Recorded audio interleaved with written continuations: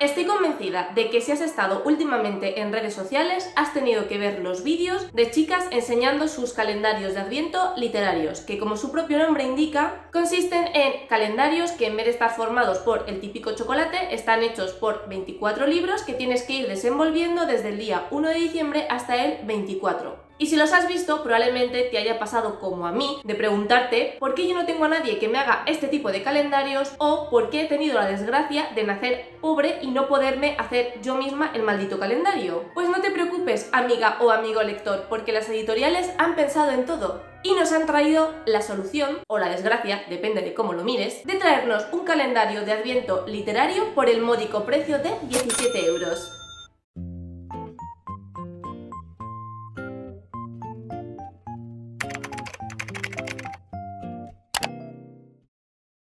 Cuando saltó la noticia de que en España se iba a publicar el libro de Un corazón por Navidad de Sophie Jomem, las redes literalmente se volvieron locas. ¿Y por qué? Si es un romance navideño como otro cualquiera. Pues porque este libro está concebido como si fuera en sí mismo un calendario de Adviento. Está dividido en 24 capítulos, cada uno de ellos pasa en un día de diciembre, desde el día 1 hasta Nochebuena, y la gracia está en que los lectores cada día de diciembre se lean un capítulo. Además, el añadido que tiene la edición física es que estos capítulos vienen cerrados y tú cada día tienes que ir abriendo el troquelado con unas tijeras, un cuchillo de mantequilla para así poder acceder al capítulo en cuestión. Es por este motivo que nada más salir el libro al mercado se agotó literalmente en un día, con la consecuente especulación en páginas de segunda mano, como todos ya sabemos, en las que veías a gente vender puñados del libro al triple del precio original. Pero no os preocupéis porque la editorial dijo en sus redes sociales que iban a hacer una nueva tirada y hasta donde sé actualmente está disponible en todas partes. Aunque seguirás queriendo comprarlo después de ver este vídeo, voy a ser sincera con vosotros. A mí este libro no me llamaba para nada la atención, porque es la típica historia de romance navideño que hemos visto hasta la saciedad, tanto en novelas como en películas. Yo sabéis que no soy para nada fan del romance, por lo que yo empecé a leerme este libro simplemente porque me hacía gracia la dinámica de calendario de Adviento, pero sin ningún tipo de pretensiones y estando muy convencida de que esta novela ni me iba a cambiar la vida y que probablemente ni siquiera me fuera a gustar. Pero en el mes de diciembre he estado leyendo libros sobre todo de temática navideña, así que decidí escoger este como representante del género de romance y además sobre todo por esa gracia añadida de tener que ir leyéndote un capítulo al día. Aunque en mi caso me lo leí en digital, así que me ahorraba todo lo de tener que cortar los capítulos y demás. Pero bueno, la gracia del calendario de Adviento seguía estando ahí, así que yo comencé a leerlo con cierto entusiasmo. Y como imaginaréis, si estáis viendo este vídeo y en la fecha en la que estáis viendo este vídeo, no he aguantado hasta el día 24. Y no precisamente porque el libro me haya tenido tan enganchada que haya sido incapaz de leerme un solo capítulo al día, sino más bien por todo lo contrario. En Un corazón por Navidad tenemos a Abril, una chica de 18 años que nació con problemas del corazón, lo que le ha impedido llevar una vida normal. Desde muy pequeña ha tenido que seguir una dieta muy estricta y ha tenido que estar controlada en todo momento para no sobreesforzarse y poner a su corazón en riesgo. A eso se añade que hace unos años sufrió un infarto y que además hace año y medio fue operada del corazón para hacerle un trasplante. Es por esto que sus padres siempre han estado muy encima de ella y que ella misma siempre ha tenido que controlar todo lo que hacía.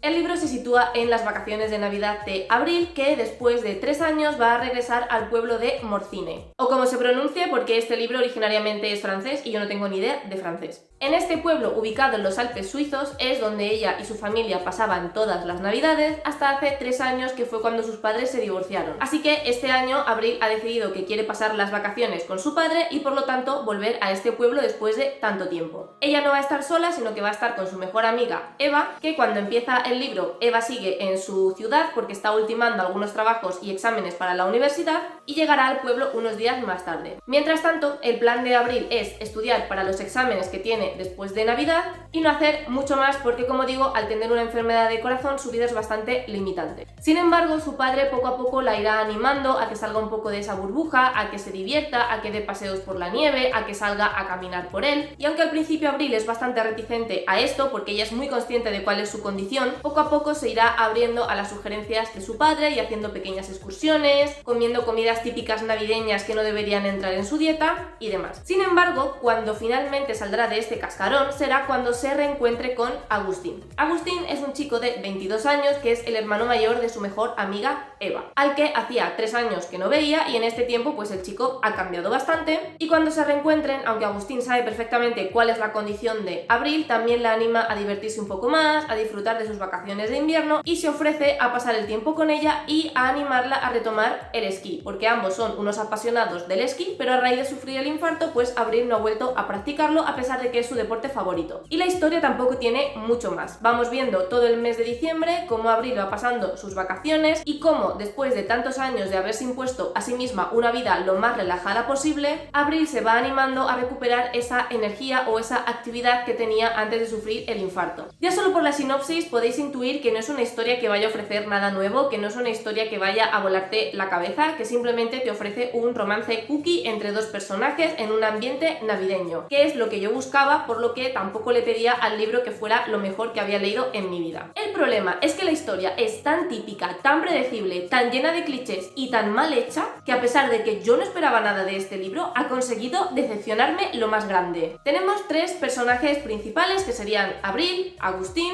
la mejor amiga de Abril que es Eva, y luego un poco de fondo estarían los padres de Abril. Es verdad que hay más personajes, pero el resto son totalmente irrelevantes, así que directamente no los voy ni a mencionar. Por un lado tenemos a Abril, que es la protagonista. Como digo, se supone que tiene 18 años, pero sus argumentos, la forma de expresarse, lo que piensa, cómo actúa, parece que es más bien propio de alguien que tiene 15. Y además es que esto se nota desde las primeras páginas del libro, porque el primer encontronazo que tiene ella con Agustín, que es, si no recuerdo mal, el día 2 de diciembre o por ahí, resulta que Abril ha estado comiendo tortitas de arroz, se le queda un trozo enredado en el pelo, que ya ves tú qué tontería más grande, y el chico pues se da cuenta y le dice: oye, ¿tienes algo en el pelo? Bueno, pues Abril se pone en plan: madre mía, tierra trágame, qué vergüenza, ¿cómo puedo aparecerme con estas pintas delante de Agustín? Menuda presentación le he dado después de 3 años. O sea, se lo toma como si fuera literalmente el fin del mundo. Y es un tipo de comportamiento que nadie de 18 años tendría en esa situación, sino que más bien lo vería como una anécdota y punto, y como una tontería. Ya no es solo que sea un personaje que no está construido acorde a su edad, sino que es un personaje tan plano del que no sabemos absolutamente nada. Lo único que define a Abril es su enfermedad, que a todo esto, si cambiamos sus problemas del corazón por cualquier otro tipo de enfermedad, daría exactamente igual, porque la autora no ha hecho ningún tipo de investigación, parece que simplemente ha puesto enfermedad coronaria en Google y los primeros síntomas que han salido se los ha aplicado todos a la protagonista, y realmente no sabemos nada de su enfermedad del corazón más allá de que tiene que tomarse pastillas, de que no puede hacer ejercicio o de que no puede tomar según qué comidas. Que digo yo que ya que vas a hacer que algo tan importante defina a tu personaje, lo mínimo que podrías haber hecho es investigar al respecto y darle un poquito más de profundidad y de visibilidad a algo tan serio como una enfermedad coronaria, pero simplemente se lo ha puesto como si fuera un rasgo más de personalidad que la define. Y es que no sabemos nada más de Abril, lo único que sabemos es que está enferma del corazón y que le gusta mucho el patinaje. No sabemos qué quiere estudiar, si quiere ir a la universidad, qué quiere hacer en el futuro, cuáles son sus planes, de qué quiere trabajar. No sabemos absolutamente nada de ella, solo que es muy buena chica, que estudia mucho, que sigue a rajatabla lo que le dicen sus padres y los médicos, y que pobrecita que tiene una enfermedad del corazón que le impide llevar una vida normal. Ya está, son los únicos datos que tenemos del personaje. Es que con esta descripción podría ser literalmente cualquier personaje literario, sobre todo si, como digo, le cambia la enfermedad del corazón por cualquier otra cosa, porque para lo único que sirve su enfermedad es para añadir más drama a esta novela, no sirve para nada más. Luego tenemos a Agustín, que es su interés amoroso, que esto no es sorpresa para nadie porque literalmente en la primera escena en la que aparece Agustín,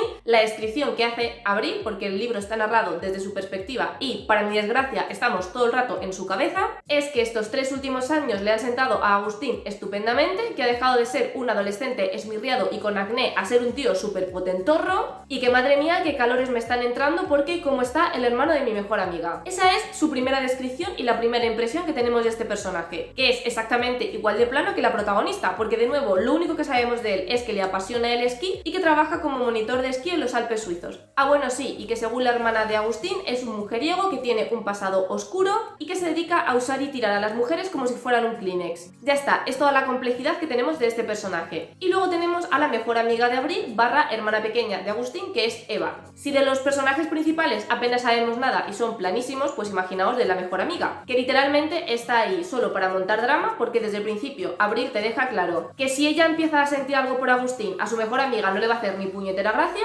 y también está ahí para tener un montón de conversaciones insustanciales por WhatsApp con Abril y para dejarte muy claro que ella es su mejor amiga y su mejor confidente. Ya está. Así que tenemos a los tres personajes principales siendo un estereotipo. La protagonista, la típica niña buena que nunca ha roto un plato en su vida, pero que empieza a volverse rebelde a raíz de que le guste un chico y a sus padres no les haga gracia. Al chico que cuando era más pequeño pasaba completamente desapercibido para Abril, pero ahora que está en la adultez de repente está buenísimo y Abril le hace casito, y que además tiene un pasado oscuro de bad boy y que se va a erigir como el caballero de brillante armadura que va a ayudar a Abril a superar sus miedos. Y luego a Eva, la mejor amiga, cuyo único papel es ser la mejor amiga. Y ya. Los únicos personajes que se salvan un poco son los padres de la protagonista, que son Amélie y Etienne, que están divorciados porque, por supuestísimo, la madre es controladora, súper protectora, siempre encima de su hija, controlando todo lo que hace sin dejarla respirar, mientras que el padre es, por supuesto, por dos, el padre molón, el padre guay, el padre enrollado, que anima a su hija a divertirse, a salir al mundo, a arriesgarse. Lo único bueno que me ha gustado de estos dos personajes es que, a pesar de estar divorciados, se llevan relativamente bien. Y por ejemplo, hay varias escenas en las que Abril se queja de que su madre es una sobreprotectora, de que a pesar de que no está en las vacaciones con ella, no para de llamarla y de enviarla mensajes para ver cómo está. Y el padre, en vez de tirar mierda contra su exmujer, que sería lo predecible, sí que es verdad que intenta que su hija entienda la perspectiva de su madre y que entienda que lo que es sobreprotección en realidad es amor y que quizá debería hablar con ella si se siente así, pero que tampoco se enfade con su madre porque al final ellos también han sufrido mucho. Como digo, es lo único que me ha gustado de sus padres y también que son los personajes más razonables dentro del libro, sobre todo de cara al final y de cara al drama amoroso del que hablaremos más tarde. Si los personajes son planos como el encefalograma de Donald Trump, el romance está a la altura. Este libro transcurre en 3 semanas, del 1 de diciembre al 24 de diciembre. La primera semana la autora la dedica más o menos a presentarnos un poco la historia, los personajes, el pueblo, y es como a partir de la segunda semana cuando realmente la trama de romance empieza a arrancar. En primer lugar, es un romance que yo personalmente no me he creído en absoluto. Entiendo que Abril se sienta atraída desde la primera vez que ve a Agustín, porque como digo, han pasado 3 años, en este tiempo, oye, pues el chico ha crecido, se ha vuelto musculoso, se ha vuelto más atractivo, entonces entiendo el por qué Abril se siente atraída por él en primera instancia. Pero no entiendo cómo es posible que desde ese momento Agustín también sienta como esa atracción por Abril. Y esto lo digo porque digamos que la relación entre ambos la inicia Agustín.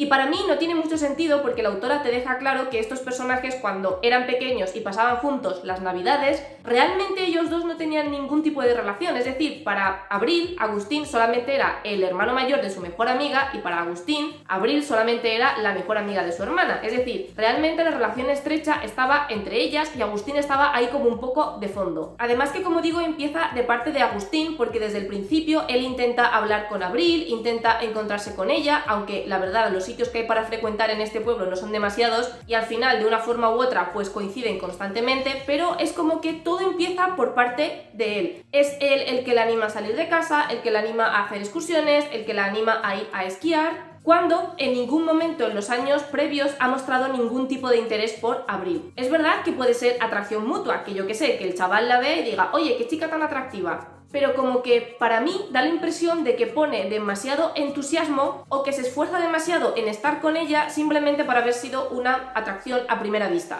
Y menos aún me convence el hecho de que en menos de 2 semanas esta mutua atracción se convierta en un romance pasional e inquebrantable. Porque si se lo hubieran tomado como, oye, nos gustamos, vamos a empezar una relación a ver qué tal, y vamos viendo cómo se desarrolla, pues mira chica, te lo compro. Pero que en 2 semanas estén los dos profundamente enamorados el uno del otro y que se traten como si se fueran literalmente a morir en el momento en el que se acaben las vacaciones de Navidad y cada uno tenga que volver a lo suyo, pues yo lo siento, pero es que no me lo creo. Más que nada porque el romance entre ellos es un romance propio de adolescentes, es un romance muy tonto que no tiene ningún tipo de chicha ni sustancia y no hay realmente ninguna escena bonita, ninguna escena que te arrebate el corazón, ninguna escena que digas, joder, entiendo perfectamente por qué se han enamorado tan fuerte el uno del otro, sino que todo el romance es como muy soso, muy superficial, muy plano. Por eso cuando de repente Abril se comporta como si fuera a casarse con él y Agustín fuera a ser el padre de sus hijos, yo me quedé con cara de, ¿pero qué me estás contando? Y de hecho, y aquí hay un pequeño spoiler, entonces si no os interesa, aunque realmente es tan predecible que leyendo el libro sabes qué va a pasar, pero bueno, ya aviso por si acaso, os animo a que paséis a la parte del vídeo en la que no está el marquito de advertencia. El caso es que de cara al final al libro pasa algo que hace que los padres de Abril se enfaden mucho con su hija y con la relación que tiene con Agustín. Y entonces Abril se dedica a defender a su novio con un discurso que me dio una vergüenza ajena que yo me quería morir, porque le estaba defendiendo como si literalmente Agustín fuera el amor de su vida, diciendo cosas como: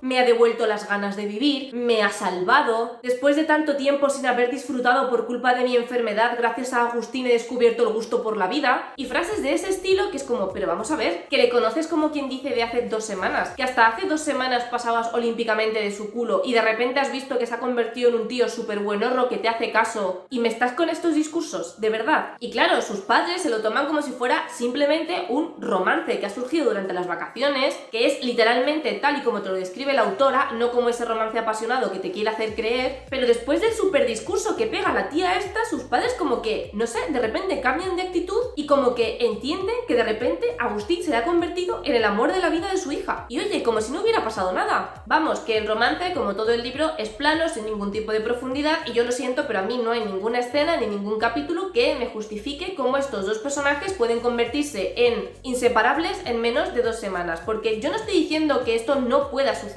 De hecho, yo me he leído libros con romances que transcurren en 24 horas con los que yo he estado dentrísimo de la historia, porque el autor o la autora te ha hecho tan bien ese romance que tú realmente te crees que en 24 horas pueda surgir un amor tan intenso como ese, pero es que este no es el caso. No estoy diciendo que sea imposible enamorarte de una persona hasta ese punto en 2 semanas. Lo que estoy diciendo es que tal y como lo escribe la autora, es imposible que ese romance sea tan épico y tan profundo como nos quiere vender. Relacionado un poco con el tema del romance, tenemos ahí el drama de qué va a pasar con la mejor amiga, cuando se entere de que Abril está saliendo con su hermano, y sinceramente te ves venir desde el principio lo que va a pasar con la mejor amiga, cómo se va a desarrollar el drama, cuándo va a explotar el drama. O sea, es que es un libro tan predecible que literalmente yo, según iba leyendo, tenía como un bingo en mi cabeza de todas las cosas que estaba convencida de que iban a pasar en el libro y que finalmente terminan pasando. También hay otro drama que os imaginaréis que tiene que ver con la enfermedad de ella, porque este libro es como si una niña de 13 años hubiera descubierto Bajo la misma estrella y hubiera querido escribir un fanfic al respecto. Entonces tú sabes perfectamente lo que va a pasar, cuándo va a pasar y cómo va a pasar. Y obviamente pues también hay dramas con la enfermedad de la protagonista, que sinceramente yo estoy convencida de que la enfermedad coronaria de la protagonista está ahí solamente para añadirle más drama al libro y para añadirle más intensidad a esa relación amorosa que de por sí no tiene intensidad ninguna. Y ahora vamos con lo que yo creo que más controversia ha causado de este libro, y es el estilo de escritura de la autora. Como he dicho, este libro parece escrito por una niña de 13 años. Para empezar, porque como he comentado al principio, la edad de los personajes no se corresponde en absoluto con la manera en que se comportan, con la manera en que se expresan,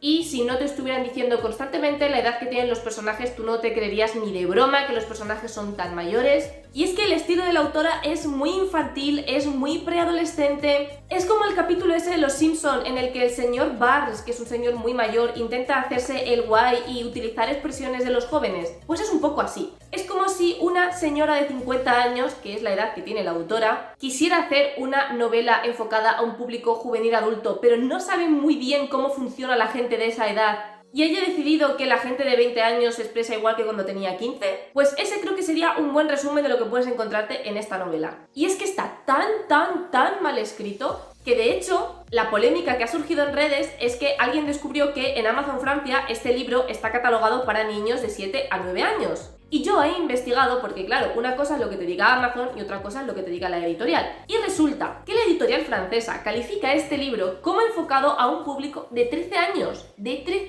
años! Que también te digo, yo soy la autora, escribo un libro protagonizado por una chavala de 18 años y la editorial decide que mi libro en realidad está enfocado a un público infantil y me parecería bastante humillante. Pero es que realmente si lo piensas y si lees el libro, te das cuenta de que efectivamente está escrito y está pensado como si fuera para un público preadolescente. El problema es que los personajes tienen 18 y 22 años. El problema es que en este libro se tocan temas muy fuertes y muy duros que nunca jamás deberían tocarse en libros para un público más infantil. Porque en este libro no solamente se habla explícitamente de sexo y además en varias ocasiones, que eso no significa que en un libro para un público más adolescente adolescente no puedas hablar de sexo, en absoluto. Pero este tema en concreto es evidente que no se trata de la misma forma dependiendo del público a quien vaya dirigido. O sea, tú no vas a hablar de sexo de la misma forma con tu amiga de 25 años que con un niño de 10. Pero luego hay otros temas que directamente ni siquiera aparecerían en libros enfocados a un público tan infantil. Por ejemplo, se habla de acoso sexual,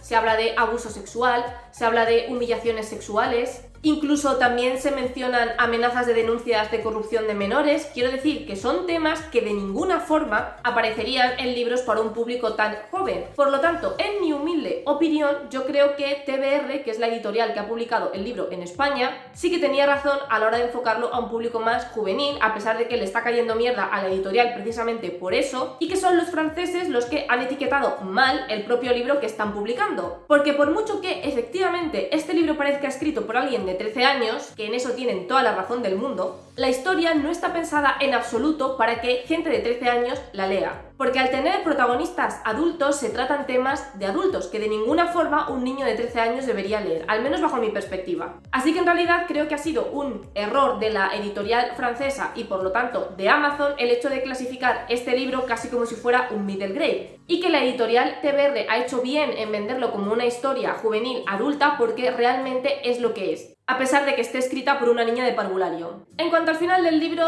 cero sorpresas, sabes perfectamente desde el principio cómo va a terminar, no solo porque es un romance navideño y al final todos los romances de este estilo suelen acabar de la misma forma, sino porque, como ya he mencionado en varias ocasiones, el libro es tan plano, tan predecible, con tan nulo desarrollo tanto en la trama, como en los personajes, como en el romance, que era muy difícil que la autora nos proporcionara un final diferente al que te venías oliendo literalmente desde el día 1 de diciembre. También el hecho de que se haya vendido como un calendario de Adviento y como un libro que no te puedes, entre comillas, leer de seguido, sino que tienes que dosificártelo con un capítulo al día, creo que le ha hecho un flaco favor a la historia. ¿Por qué? Porque los capítulos son aburridísimos. Hasta el día 12 de diciembre más o menos no pasa nada que sea mínimamente relevante y tienes la sensación de que estás leyendo todo el rato el mismo capítulo. Si tú planificas un libro como un calendario de Adviento para que los lectores lean un capítulo por día, tú tienes que darme algo en cada capítulo que me deje satisfecha. No puedes hacer que todos los capítulos sean idénticos entre ellos y que los primeros capítulos sean un coñazo, porque entonces a mí no me estás motivando a leerme un capítulo al día. A mí, a lo que me estás motivando es a leerme el libro del tirón con la esperanza de que en algún momento suceda algo, que es un poco lo que me pasó a mí. Bueno, en realidad yo decidí leérmelo del tirón porque no soportaba la idea de estar con esta tortura hasta el 24 de diciembre, pero ese es otro tema. Aunque en este punto he de decir que la analogía con calendario de Adviento es todavía más acertada, porque es como esos calendarios de chocolate que te compras, que tú sabes que todos los días vas a tener un chocolate, pero que no sabes la forma que va a tener. Pues este libro funciona un poco igual. Tú sabes que todos los días vas a tener un capítulo que va a ser prácticamente idéntico al anterior, pero te lo sigues leyendo con la ilusión de ver qué forma tiene y si pasa algo. Aunque realmente la historia empieza a despegar un poquito el 12 de diciembre y luego hasta el 20 y pico no vuelve a pasar nada mínimamente interesante. Si este libro se ha vendido tan bien, ha sido por puro marketing, y de hecho ni siquiera ha hecho falta hacer una gran campaña de marketing.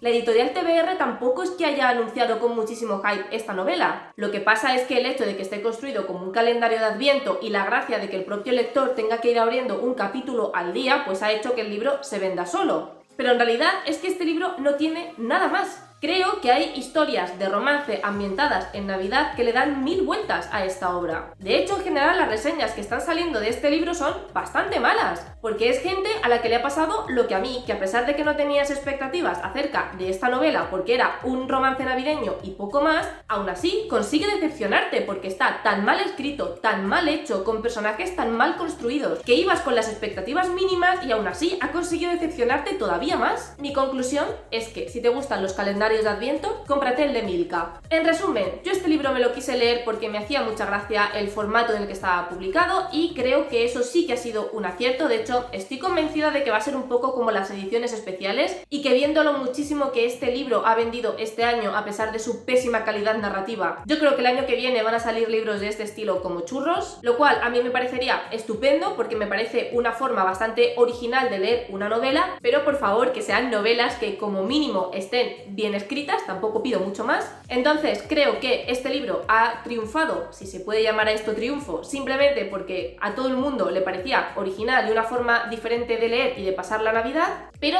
ya está, es que este libro no tiene mucho más. Recordad que podéis seguirme en mis redes sociales, Twitter, Instagram y el blog, donde voy enseñando de manera mucho más detallada todo lo que leo. Si os ha gustado este vídeo, que os gusta el contenido de mi canal, no os olvidéis de suscribiros. Os recuerdo que hay vídeo todos los sábados a las 6 de la tarde, hora española, aunque este vídeo haya sido extra, y nos vemos en el próximo vídeo.